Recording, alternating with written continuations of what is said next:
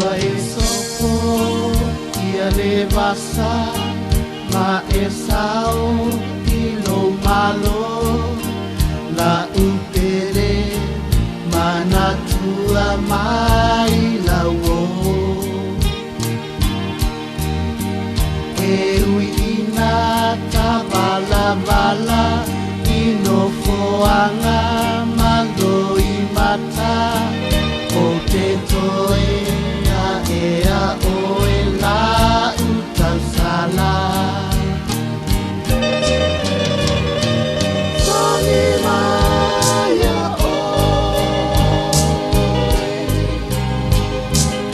o le a ea te mau te a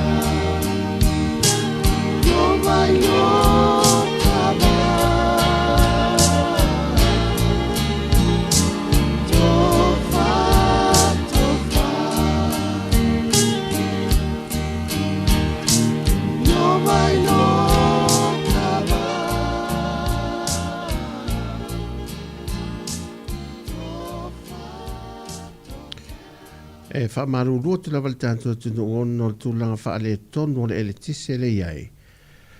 o le fai ele vanei ana palasi nei timunga le fo iwa fai mamotu mai le eletise ia le mai tau atu peia o le fo i vai ele o saulo na tulanga ato toa e fa maruru to lava le mai moa ma le fa fo mai e tanto pa anga manta e tato wo mai tunu mau e me se fo i sa bola tamai ia ono tulang fa le tonu lo iai lava tatu el tise i nei tala fatai e pia ia ae se i avatu pe tatu musika le nei tula o le auli e nisi nei tatu po kalame le fetu inatu ia oro na fa le tonu na ia o le vai mai o le el tise lo iai ia lama tia ia tatu masini o lo ola le timi nei mal fa alo le tele ia fa mdia tele le tua i fofanga lo fengi mal tatu o tunu ile nei yaso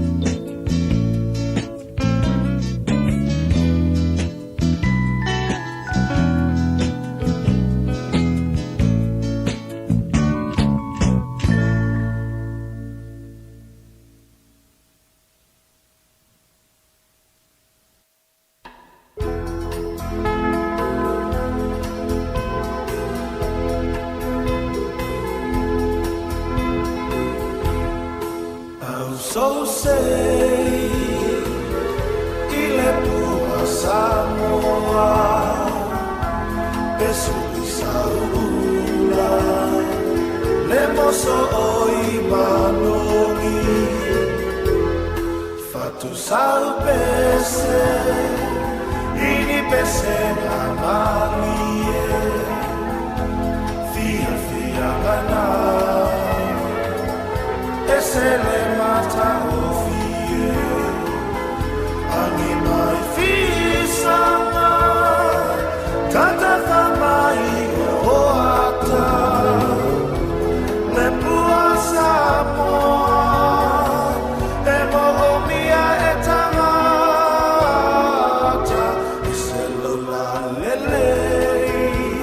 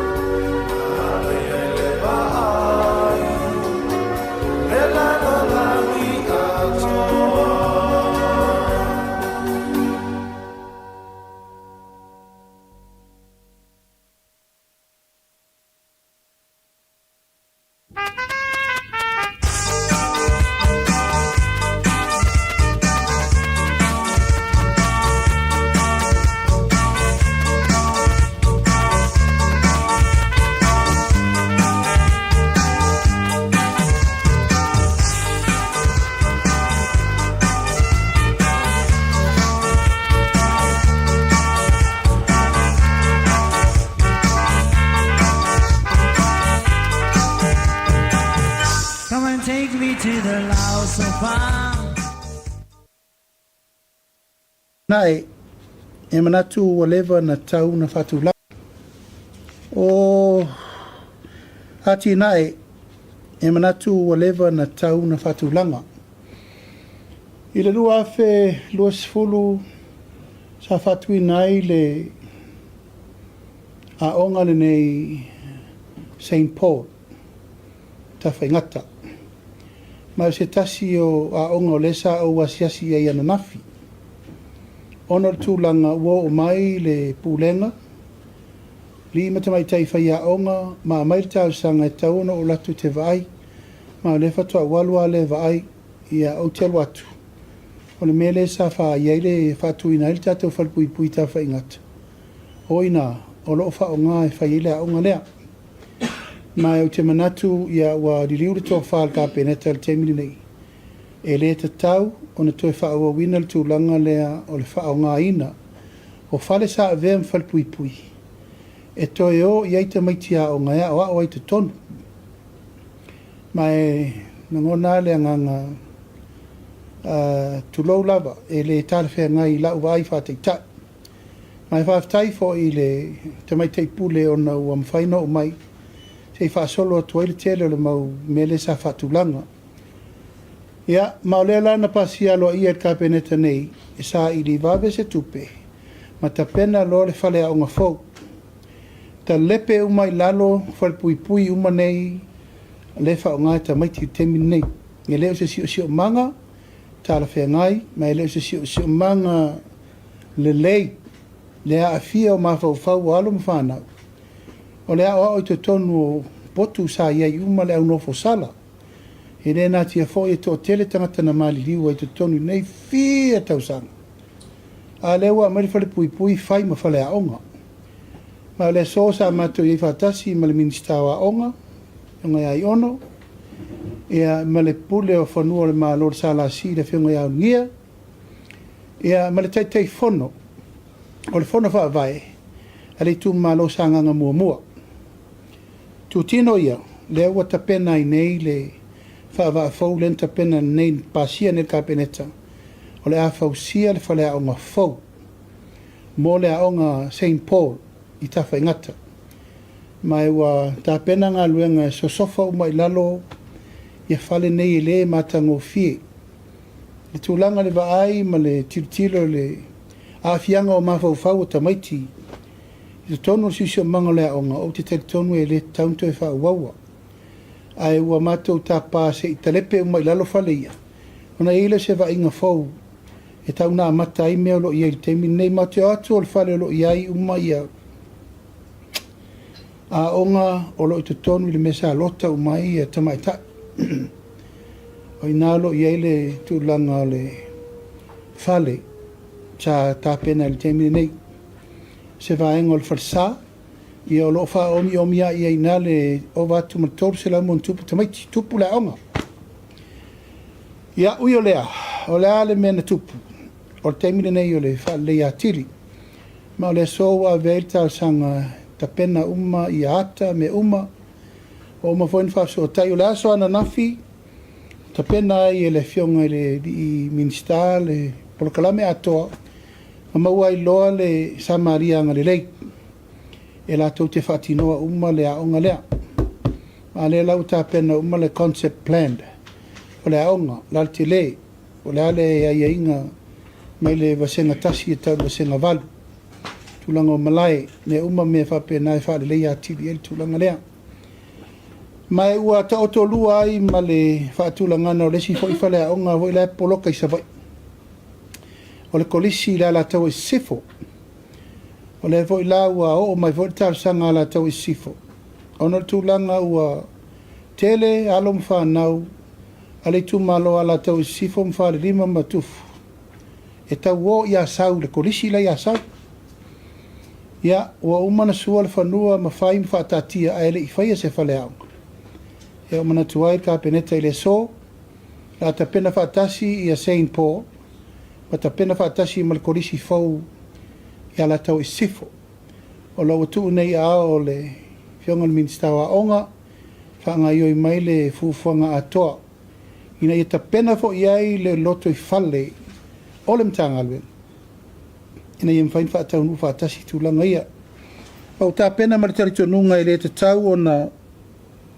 tātou toi solo muli tūlanga tau a onga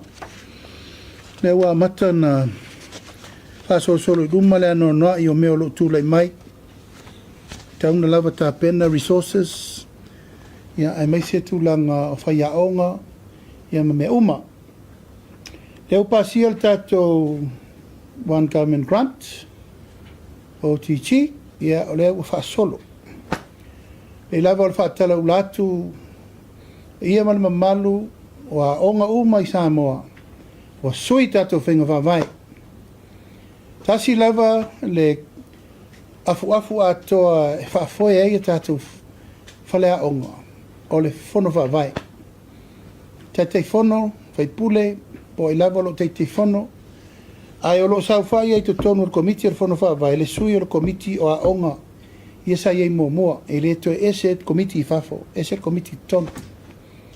male pule a onga pau I o tangata to tonu e tera noi mele rei umalava le onga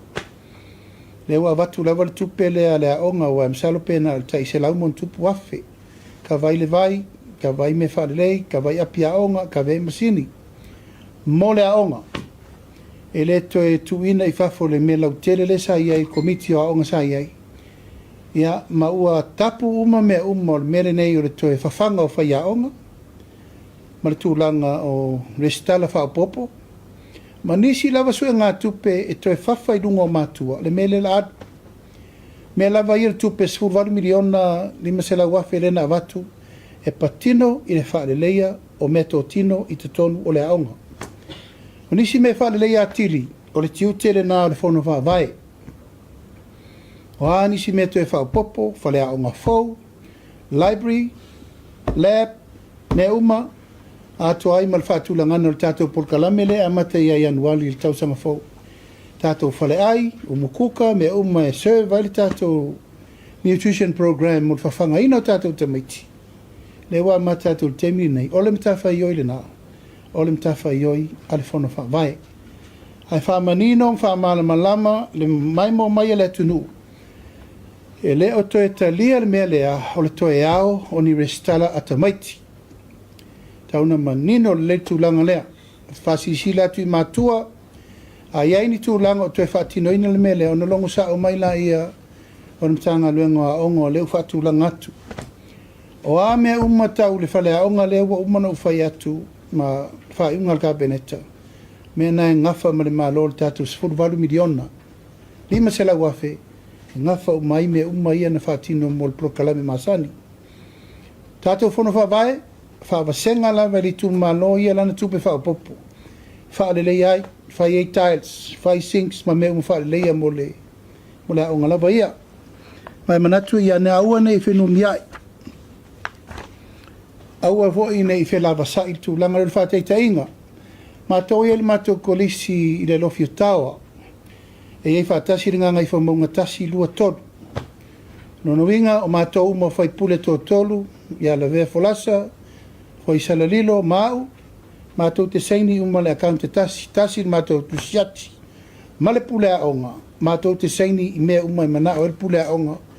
mo le whaaleleia o le a onga ai tofo foi matou fono whaavai tolu ma le matou tupe whaanganga e whaaleleia I le a onga e le vao ia le tūlanga o le maftanga al PTA ma la tau I o le au tangata tuai o le a onga fai foi la tou sai ringa se leni la tou ia manga I me so ani le fa mo e le a fia ai te metia onga mal fa solonga au la tou tonu ai o le fa nga el tato por kala me so ani mo onga o matua ia mata matuai o la tou nei mai fa to mo el tato canteen de la vai o la tou saulena kuka me ai fu furu me ai va ai mta pena umale kuka walta to nutrition school food program ma le tūlanga manino na a se upu lava ia le tātou komiti le sa masani na whai ia maruru atu le tātou komiti uma lava sa whengai ma ngā luenga lea e le to e whaatino ina eser komiti a u whaatino I tonu le whono whaavai ina ia manino ma malama mai tūlanga uma mo le whaamoi moe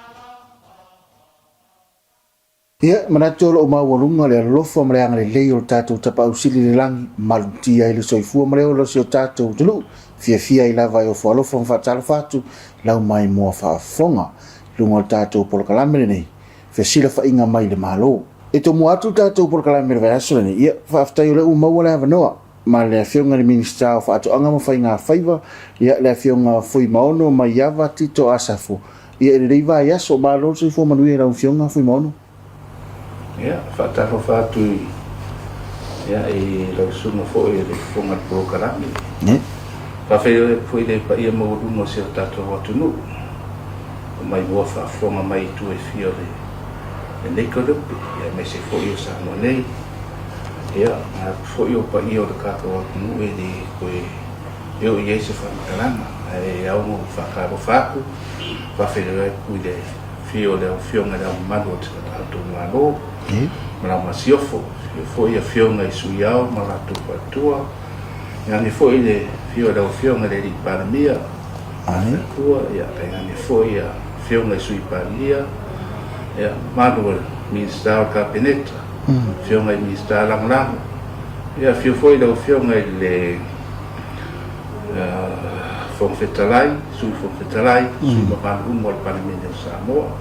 ya e fifa firo foi le sungai ia fa pena ia po sunga foi fa fengainga ia lo fa ngongo mangu awasi mangu Samoa so se fa fai kaulanga le ngata Samoa ngai ia fa pe foi ia kumu e mamau fa karu fa koi menanga fa lo ia i ngai vai ngone aso ia fa firo foi le fa io se ka ko kumu mai mama kele ia oi ba maiki ma lo le so fu manguia ma lo le langi mama ia i ngai vai ngol ka ko karami ia fa tele lo fionga foi mono manatu ia ole ta fesili mo pol tam ta upu mo e fianga i staff aso lua vai su taluai fa pena ona yele fa ma ikjal mtanga luenga le ngata mtanga luenga fa to ngam fainga fa ia fa pe fo ile vai ngale sros o te lo vai ngau mai le ila lo la fionga vai ona au mai se tulanga o te telefo ile tanga ia la fionga na lai ona ma fu le fa mai te aftai mo le fa sili ole Pei foi unga sirifia foi ele maro de kako kumu. Ia me se foi ele kako fai nga maro pe nga kula mai ngi. O mai ka winga I le kere waskonga. Ia wa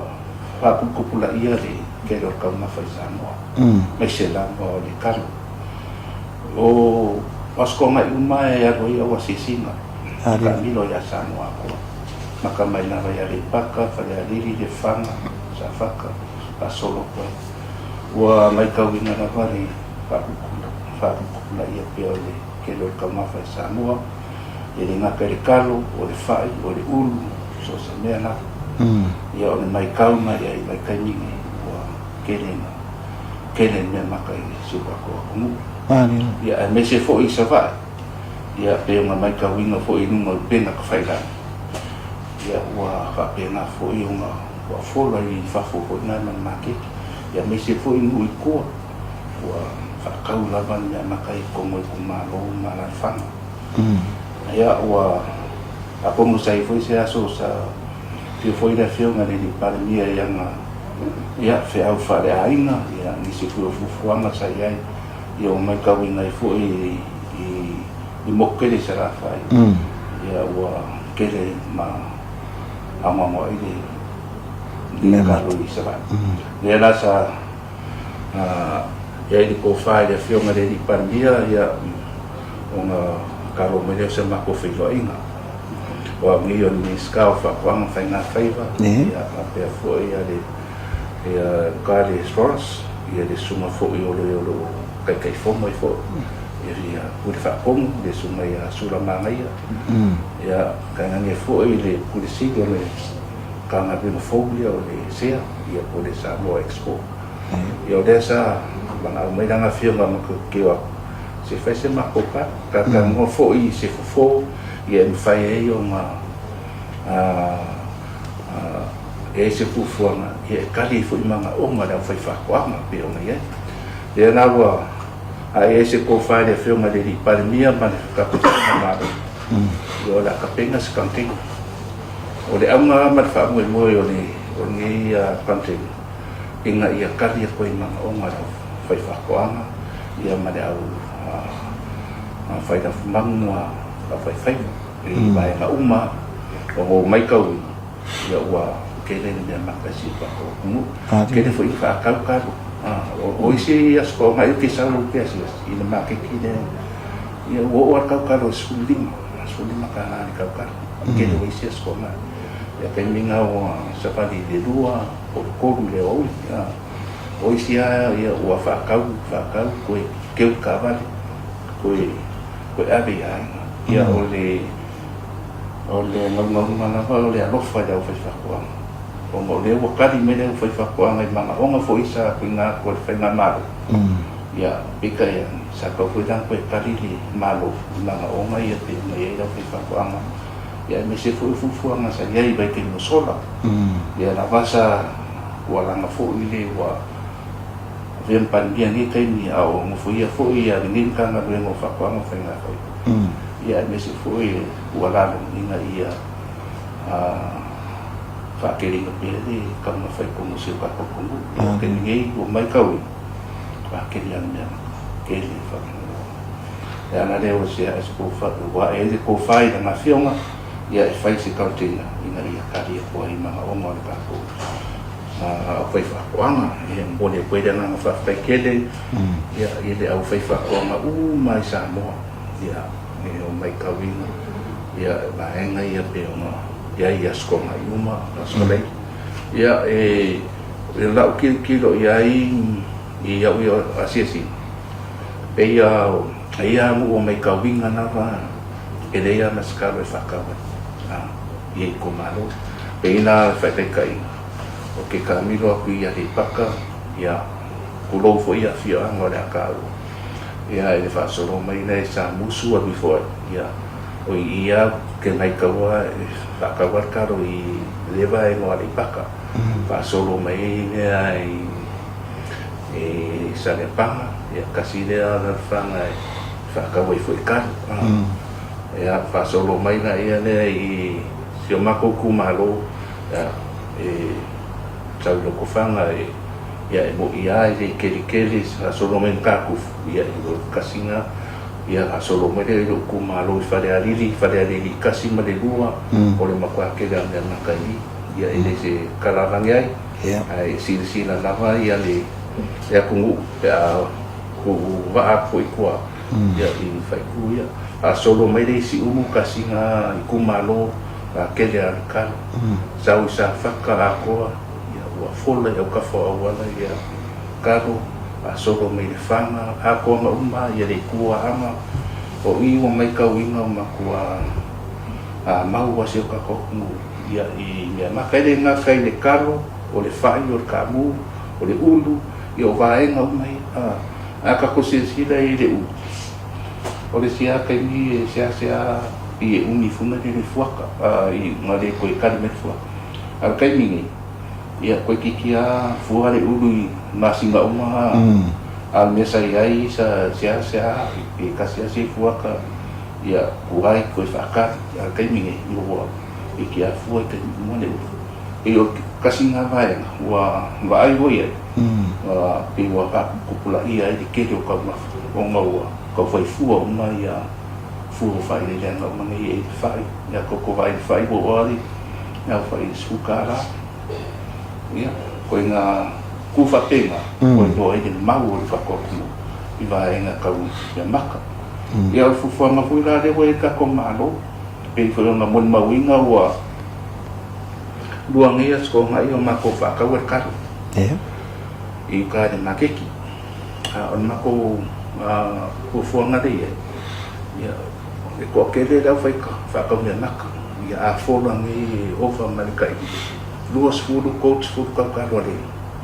ai fai fakuanga o ai mai kele na ko kakalo ngai lai fawi na ya sa fakakan mo fo ia de kulenga ma na fai nga do fo sa mo ka mo fai ya o kai lima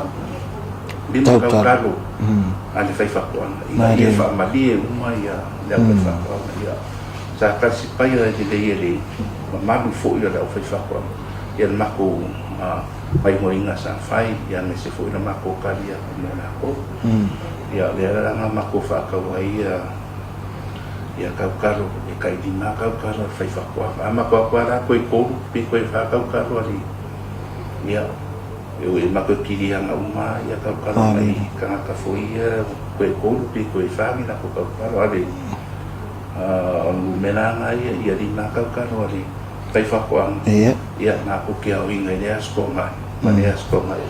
e uma le kai nga e ke ya me na ka o lo fa ka winga ni makeki o le mako fufu nga fo ia lenga mako kuua pe ka se furu fa kwa mako amaka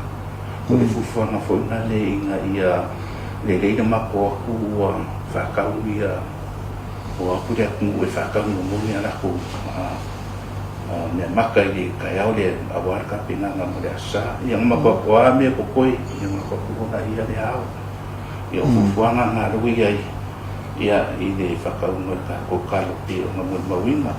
o le ka pina nga fo el container le se me kuma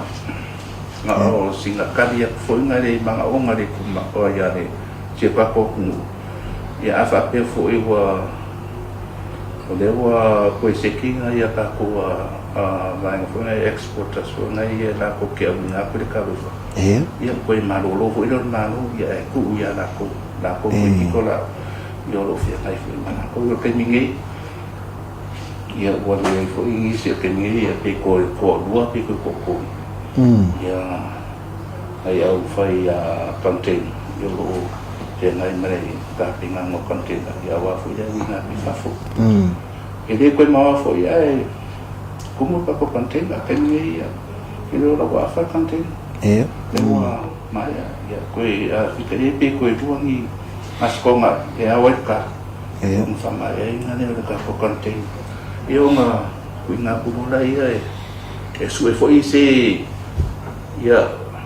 se exporter na ke fa ka un content ia lain ia de vana danga danga mako ia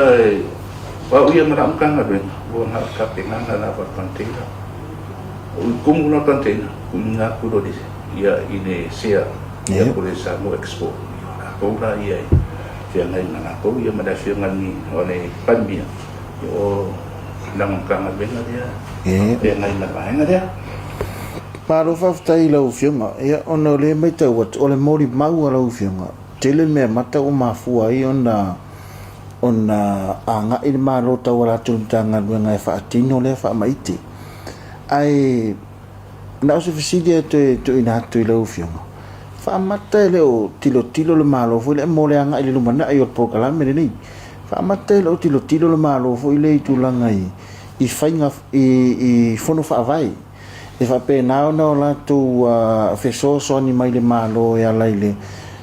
A wala tu fo ile fono fa vai e ta pena se container ale tu malo la to wia. Wa le o e sa no le ya so e tu sa mare lo tu malo lo fa pena ona tele me mata i tu malo tai ta si au te lo a fa nga ina fono fa vai e anga i ai fa to anga i tu malo e ta pena se la to container fa mata lo tu tilo ye lo fionga ia male mtanga luenga fo ile tu la ya ma le de city fa tai fo ile mole o a fer ba na dei fo fa mai o ko la ngai i la u kilo e ma ko si la de ka pena mar container wa ye ni a me se fo eu ku ma lo o fa la ia pe de ke o di karu a me so me ma ya sa fa dia lam ka ku le ju mo na ma ku fo mo fo ia de ka pe ka ia ma fa ku le fo ia ni se ma ko vai fa fai sa o ka sa ngai kai fo o le o mai ka wa e mi fai ke le kumaro ia por fo fa vai o nga ka pena si container ni kumaro la vai o le ala va ku le famia no le 2 milion ia la ki lo ia e le ke le ase ni ro fa vinga ni ka pena mo container ini aku dikai di bini aku sih la wafi kapinan aku untuk kira di kalau fikir mau ini mana ya kalau wingor from kanang ya orang di kami mau kapinan apa itu officer kan ngabian ia dekat dengan orang kantin ya kalau faham mai ya kalau dah CEO si principals mana ia ma la kero la fainga ku ala ko ngabe ia mai si ka ko pen na ko container ia va venga ma abesia ia ko fai si skote ia o vai na ia pe o ke kilo fo ia ko ngo ngabe na fa ngai ko mo office ia la ko wa ku pa fai ia the office ia fa ki mo vai na ia ia ia o ke kilo la fo na ia a vera ngu ku ma fai ya na haya mai